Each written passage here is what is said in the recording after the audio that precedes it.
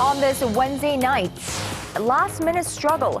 Korea's rival political parties are stuck in last-minute talks to agree on a 386.4 trillion won budget bill for 2016. That's a full 300 billion won short of the government's initial proposal. President Park Geun-hye is sitting with her Czech counterpart for a bilateral summit today in that country. We connect with our correspondent on the ground. And Facebook CEO Mark Zuckerberg is a dad today, and a very giving one, too. Zuckerberg and his wife announced they'll give away 99% of their Facebook wealth to good works in celebration of their baby daughter, Max. News Center begins now.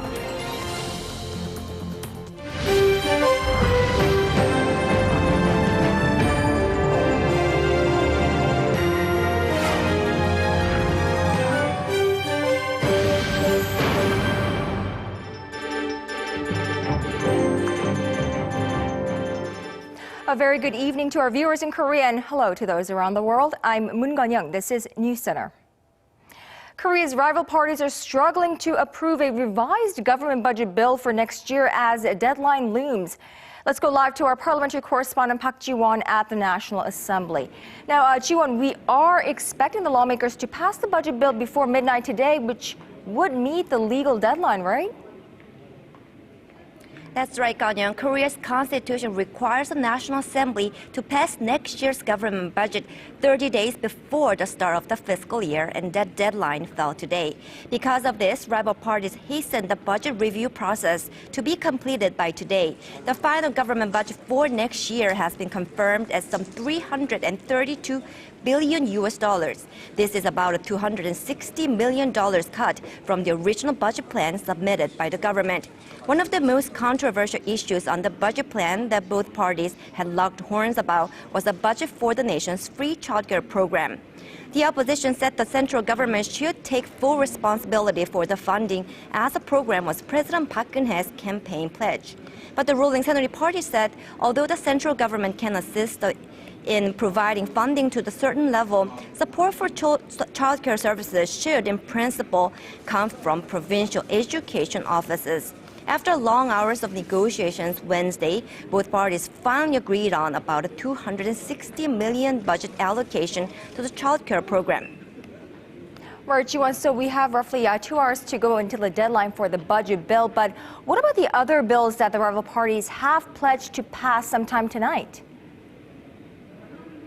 Well, Conn-young, the rival parties had agreed that 5 key bills will be passed on tonight's plenary session, including the Tourism Promotion Act, the International Medical Support Act, backed by the ruling party, and the Fair Franchise Practices Act, led by the opposition bloc. However, the Assembly's Legislation and Judiciary Committee Chair Lee Sang-min opposed the idea earlier in the day, saying passage of the bills today is against the law, as the National Assembly Act states that at least 5 days should be taken by the Judiciary Committee to review bills. In response, the ruling party asked the National Assembly Speaker Chung Eui-hwa, who has the right to list bills without completion of such periods, to list the bills tonight. Upon the request, the Assembly Speaker Chung put the bills for voting on tonight's full assembly.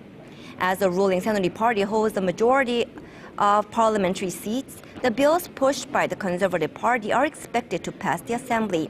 And I will bring you more updates in our later newscast. Conn-young. Thank you, Ji-won. Do keep us updated. That was our parliamentary correspondent Park Ji-won live from the National Assembly. Now, President Park Geun-hye is now in Prague, the Czech Republic, the last stop of her 7-day tour. Today, the Korean leader met with her Czech counterpart and discussed ways to boost economic cooperation. Let's go to our Hwang Sang-hee. She is traveling with the president and joins us from Prague. Sang-hee, what took front stage in the two leaders one-on-one? Conn-young, the first item on President Park's itinerary here in Prague was a summit with her Czech counterpart.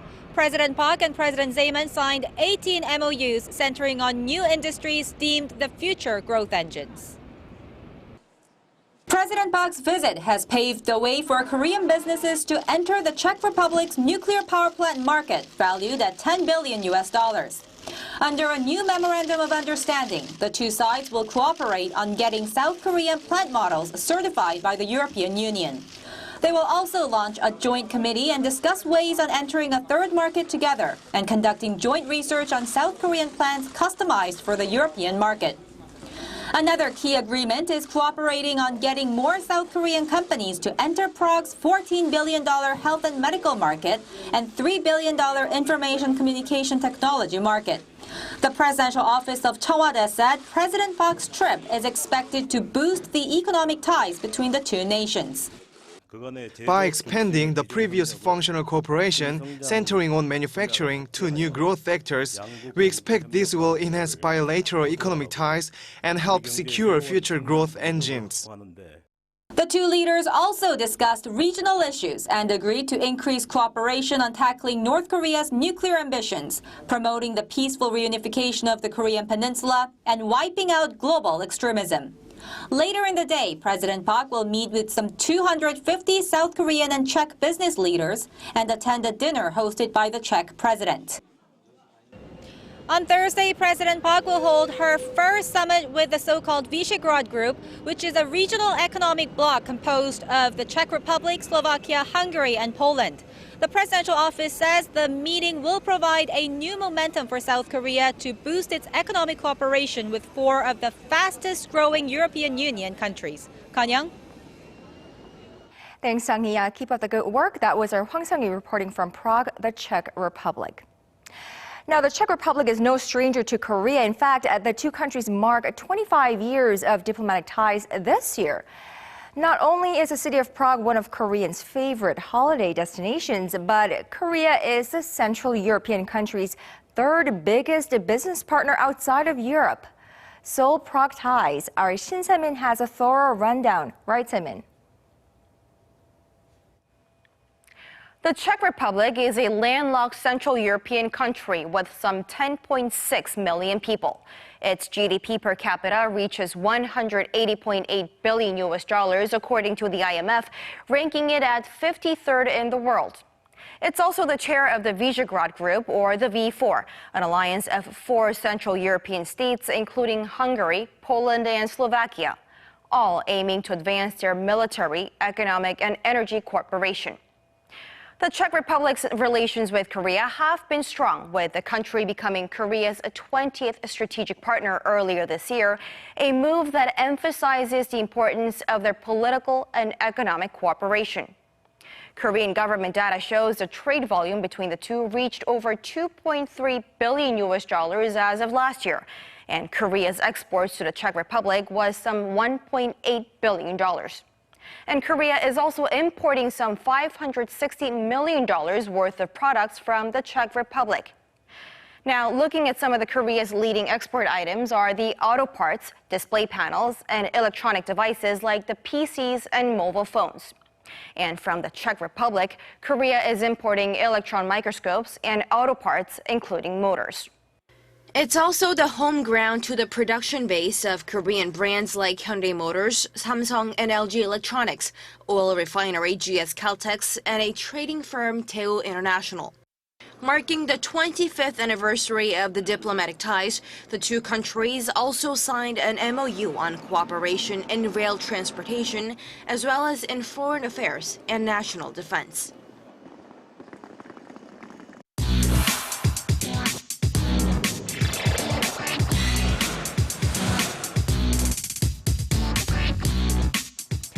The IMF's decision to add China's yuan to its elite basket of reserve currencies. What happens to the renminbi now, and what does this mean to Korea? The Chinese currency becoming part of the special drawing rights are beyond the headlines tonight. Hwang Ji-hye is live in the studio with me. Now, Ji-hye, the yuan's ascent into IMF's special drawing rights, the currency basket, it's not something that was not unexpected. We all knew this would happen eventually. But why now? It's because of China's ever faster rising footing on the global financial stage, not to mention its economic size. Almost 3% of all international settlements are done with the yuan, while the rate was in the 0% range 5 years ago. The figure is now even higher than that of Japan's, allowing the Chinese currency to stand as the fourth most frequently used currency in the world. Now, China's GDP, that was about the same with Japan in 2010, grew fast to outpace that of Japan's in 2013 and became the world's second largest economy. Back in 2010, during the IMF's last review of the composition of the currency basket, the international body actually rejected the yuan to be included, saying it did not meet necessary criteria. Now, I'm sure this decision is a key milestone for the yuan, and I'm sure the Chinese government must behave differently now that its currency has been confirmed as one of the most freely used currencies in the world. Yes, especially when the Chinese currency being prized with the IMF's reserve asset status does not mean it's directly becoming a safe haven asset.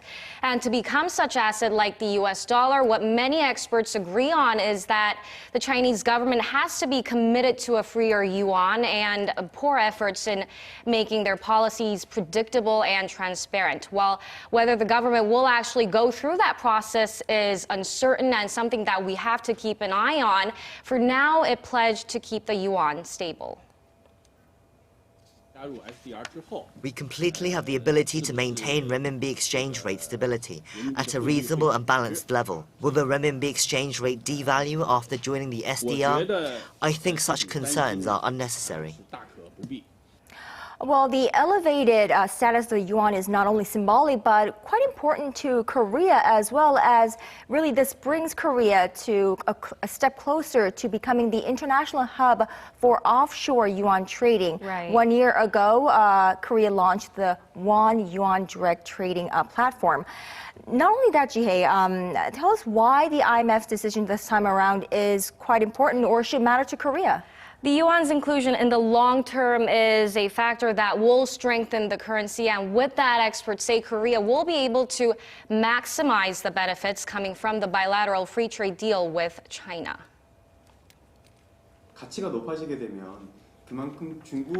A stronger yuan means the purchasing power of the Chinese people will rise. That's an opportunity for local exporters benefiting from the Korea-China FTA. More Chinese tourists are also expected to flow into Korea. Some say, though, the rising dependence on China could also have a negative impact on the Korean economy, as it could raise volatility in local markets. But because the IMF's decision is taking effect in actually in October of next year, we're not expecting any immediate impacts either on the Korean economy or the global economy. Right, and in the short term, Korea's central bank will boost its reserves of that currency and also start issuing, I suppose, yuan-denominated bonds this month. So we'll have to wait and see for that. Right, and that from the finance ministry. Right, and the central bank will be doing that. Right. All right, great reporting, Ji-hye. Thank you so much. You're welcome.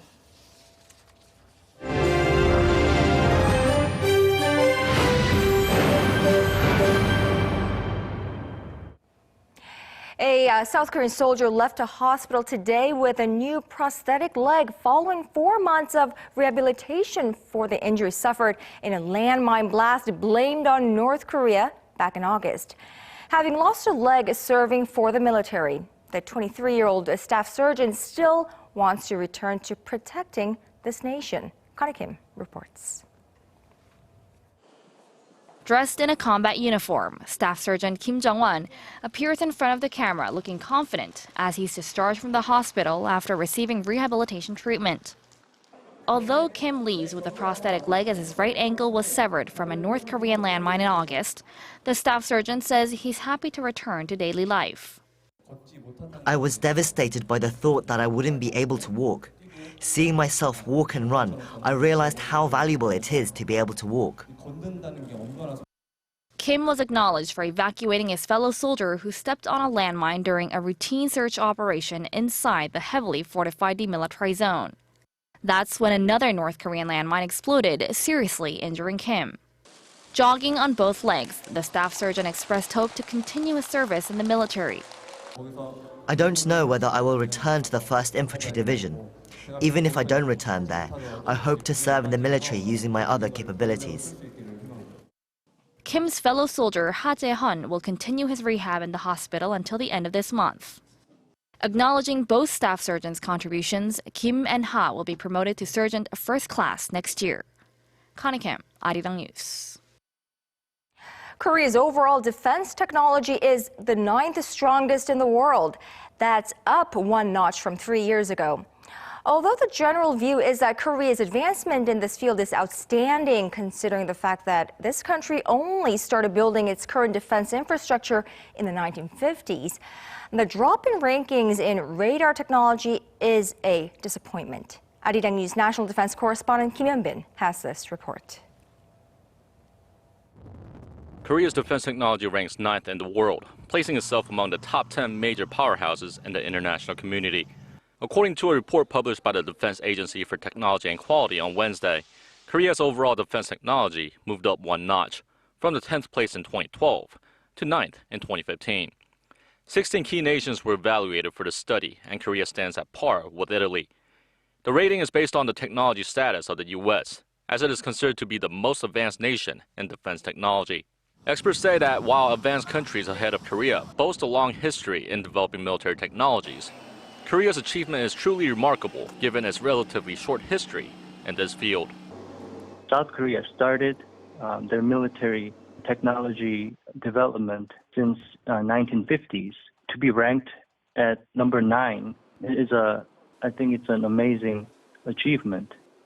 And if we continue in this trend, then I believe that the technology bridge between advanced countries like that of the Europe and the States and South Korea will be shortened.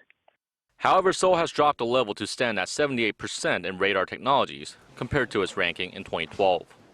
The 1% decrease in the radar systems doesn't mean that our country has decreased in the radar development technology, but it indicates that this level percentage is a relative term because the U.S. has 100% in the radar systems. If they develop further than we develop, then consequently, even if South Korea develops in the radar systems, the relative level will decrease. Radar technologies, including synthetic aperture radar and electro-optical and infrared sensors, are crucial in developing Korea's indigenous fighter jet project. After the U.S. refused to transfer 4 key technologies, including the active electronically scanned array radar. However, even without the transfer, Korean military officials say that the country is capable of developing radar technologies on its own, which are essential to the development of 120 homegrown fighter jets by the mid-2020s, to replace its aging fleet of F-4s and F-5s. Kim Hyun-bin, Arirang News. Asia's largest K-pop music festival kicks off in Hong Kong tonight. And yes, it's a rare chance for those die-hard fans to see their favorite K-pop stars perform, but it's also a business opportunity for Korean entrepreneurs seeking to expand their footprint overseas. Our cultural correspondent Kim Ji-yeon joins us from Hong Kong. Ji-yeon, what's the business buzz all about? Conn-young, on the sidelines of this year's Mnet Asian Music Awards in Hong Kong, 47 Korean companies are participating in a business matching event led by Korea's Small and Medium Business Administration. Selected SMEs handpicked and screened by the Korea Trade Investment Promotion Agency were given a chance to have face-to-face one-on-one meetings with retail buyers representing some 80 companies based in China. I believe the business matching event sets a great example of how SMEs can be nurtured using the cultural platform of a big conglomerate. The majority of participating companies are from the beauty and broadcasting sectors, such as the 17-year-old Arirang company, which sells laser-derived skincare products for personal use. Even though we have good quality products, it's difficult to persuade foreign buyers because they are not aware of the company's brand. But it's a different story if the company is introduced through Mama. The CEO also says that from talking to the buyers at the event, he learned a lot about the needs of Chinese consumers, that they ask for high-quality products and that they want them at half the price they sell for in the U.S. Conn-young. Thank you, Ji-yeon. That was our Kim Ji-yeon reporting on Mama's biz matching event from Hong Kong.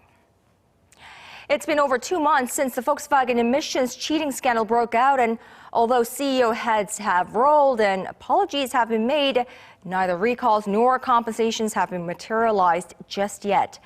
Now, besides the U.S., Korea is the only country to have carried out an investigation into the scandal.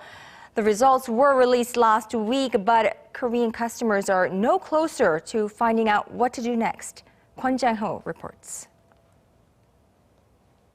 Last week, the Korean government announced the results of its investigation into the scandal engulfing German automaker Volkswagen and confirmed the existence of emissions rigging software. The government's investigation is still ongoing, but of the 6 Volkswagen models that have been tested, it's the engine in this model of the Tiguan that they have found evidence of emissions cheating. This EA189 engine is found in 125,000 other Volkswagen and Audi cars in Korea. The government has ordered Volkswagen to issue recalls on all of them and slapped a fine of $12.3 million.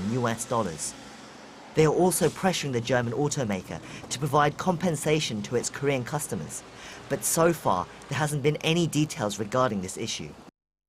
In the US, Volkswagen is offering $1,000 in gift cards, but that measure hasn't been extended to Korea or the rest of the world. Over 2,900 people have joined a class action lawsuit against Volkswagen, and this number is expected to total over 10,000 before the case goes to court early next year. This was a deliberate fraud, which means the sales contract is void, so the victims should be able to get their money back. They also want compensation for any depreciation in value. Recalls are also another issue. In a recent online survey, only 25% of affected Volkswagen owners said they would comply with the recall orders, while more than half said they wouldn't. The risk of fuel efficiency and engine performance loss is cited as the main reason. For the owners, there is no direct benefit from going through with the recall. Most have said rather than cash compensation, they would like to have their warranty extended. There's also the environmental factor to be considered. The problem is it's up to the car owner whether they go ahead with the recall or not. It's very important that we try and make as many people comply with the recall. If the cars are left as they are, the noxious emissions will continue to spew out many times over. Volkswagen's reputation has taken a significant damage in Korea, with sales plummeting almost 70% in October. And as the situation drags on, it will be the customer's satisfaction and trust that get the deepest dents. Kwon Jang-ho, Arirang News.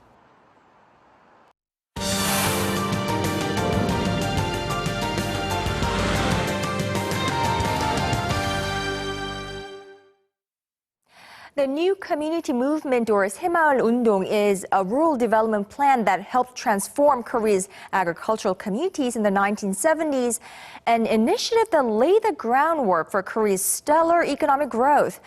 So it's really no surprise that a growing number of emerging economies are looking to Korea for the secret behind Miracle on the Han River. 새마을 운동 goes global. Our news feature tonight with Oh Soo-young. A movement for a better life stirred from village to village in the 1970s, changing the destiny of Korea. That was the 새마을 운동 initiative, a driving force that laid the groundwork for the so-called Miracle on the Han River, or Korea's rapid economic growth, which propelled the nation to become the 13th largest economy in the world today. Now, Korea's 새마을 운동 has become a global model for regional development, observed by 146 countries. And here in the city of Daegu, the second Global 새마을 Leadership Forum has opened, with leaders from Korea and all over the world. Around 160 participants have come from roughly 40 countries, but they make up a mere fraction of some 50,000 people who have come to Korea to study the movement since the 1970s. With this event hosted in Daegu City, the 새마을 운동 is on its way to becoming a global movement to battle poverty. Based on diligence, self-help and cooperation, the 새마을 운동 sparked the urbanization of Korea's rural landscape. Since it took off, the 새마을 운동 boosted income levels across the country, increasing per capita income more than fivefold from roughly $250 in the 1970s to more than $1,600 in a mere decade. Leaders and experts from all over the world are coming to Korea to learn about the Semaul-Undong movement, after learning how Korea developed from a low-income country to a prosperous nation through the movement in the 1970s. As such, international organisations, including the UN General Assembly, WHO and APEC, are observing the Semaul-Undong as a viable model for defeating poverty. Until now, development models were centred on top-down assistance or aid. But what sets Korea apart is the sense of empowerment it gives to communities. We are used to, at least in my country, to get so much assistance from other countries, but that mainly involves money, not a mindset, Developing countries in particular are eager to learn how to adapt and apply this approach in their own communities. My first impression of the Semaul-Undong is how it reflects the great heart of Korea. The movement did not just flourish in Korea, but also reached out to other parts of the world to decrease poverty, which means that we can develop together despite our differences. I'd like to say this is the best gift for humankind. The Global Semaul Leadership Forum aims to eradicate poverty in the world and create a common future based on shared prosperity. During the forum, there are various experiential programs, including visits to the villages where the Semaul-Undong took off in Korea. Participants can gain a first-hand learning experience through these visits. And at the Semaul-Undong cradle, not far from the city of Daegu, global development experts are learning from numerous records and relics of the movement displayed throughout the memorial hall. Very inspiring. We have looked at the birthplace of Semaul-Undong. We have seen the way the place is very well organized. We have seen the time the people took to prepare the archives and the record taking in the first place and keeping as well. It's helping the other people to learn. Since 2005, the movement has been going global, with 28 pilot villages set up across 10 countries. Through the reformation of the landscape and the mindsets of local communities, the projects are reaping much success. In fact, 2 research centres have been set up in Indonesia and Senegal as outposts to further foster the movement through Asia and Africa. The research centre will play a leading role in promoting the reformation of the locals' mindsets and instill a sense of self-sufficiency. Development experts say Korea's Semaul-Undong could become a major strategy in achieving the UN's Sustainable Development Goals. But to do so, an international body for joint efforts and information exchange needs to be established. With a centralised hub in place, Korea's Semaul-Undong could become a beacon of hope and knowledge for communities around the world to defeat poverty and reach prosperity. Oh Soo-young, Arirang News.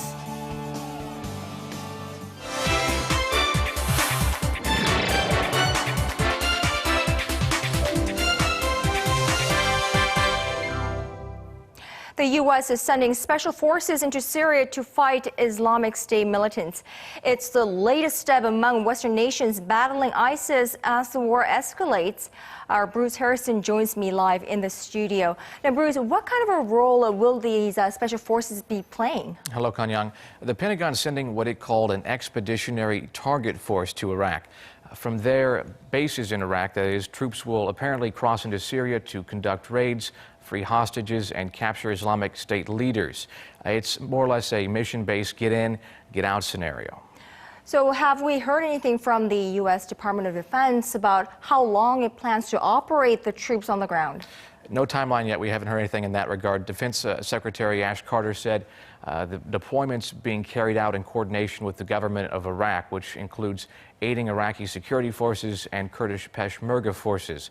On top of that, Carter said one of their focuses is still to train and work with Syrian rebel fighters. We're actually eager to do more because that will accelerate the defeat of ISIL, but it hinges upon us finding the capable local forces that we can enable in this way. Carter's pledged to continue training rebels contrast comments in October when he said the Pentagon was shifting its focus away from training rebel forces to providing weapons. Western nations are feeling pressure right now to up the fight against Islamic State since the attacks in Paris. Right now, Britain's parliament's locked in expected to be 10-hour debate over whether to join coalition airstrikes against the Islamic State. Facebook CEO Mark Zuckerberg says he and his wife are giving away most of their company fortune to charity. They made the pledge in a letter addressed to their newborn daughter, Max. Zuckerberg and his wife, Michelle Chan, plan to part with 99% of their shares to Facebook, about $45 billion US. According to the letter, the Chan-Zuckerberg initiative aims to advance human potential and promote equality.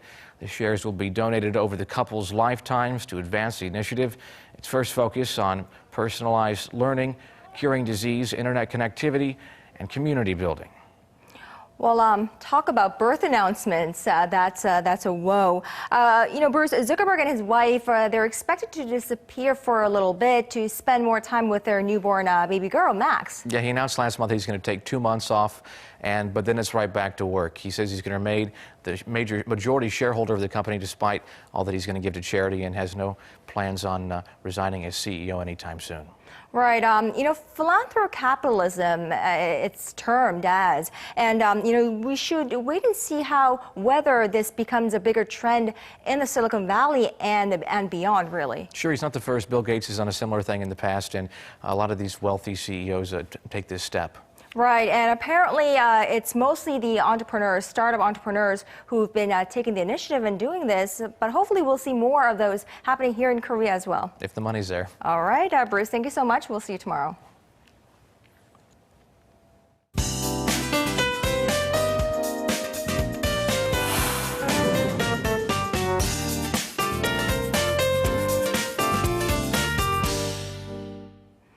It was one rainy day here in the nation's capital today, and now we seem to have snow in the forecast for tomorrow. For more details, let's go over to our weather center with Ji-hyun. Ji-hyun, how much snow are we going to get tomorrow?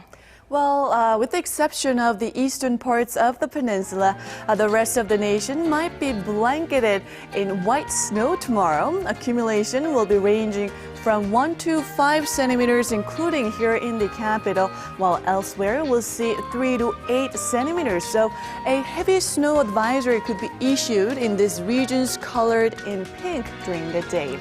And snow will start to fall around midnight here in the capital, and it should snow until tomorrow evening. So for those of you commuting, you might want to leave earlier as traffic is expected to be chaotic tomorrow morning. And don't forget to have an umbrella handy and also dress warmly. Temperatures will plunge with a low here in the capital, kicking off at 0, 1 for Daejeon, 3 over in Daegu, Busan and Jeju will wake up to 5 and 8 respectively. And it's going to remain cold throughout the day as the afternoon high here in Seoul will only climb up to 2, 5 for Daejeon, 6 in Daegu, and Busan and Jeju Island will see a high of 9 tomorrow afternoon. And brace yourself for an even colder Friday with a low of -4 here in the capital, but temperatures will gradually go back to the seasonal average after that. That's Korea for you, and here's a look at the weather conditions around the world.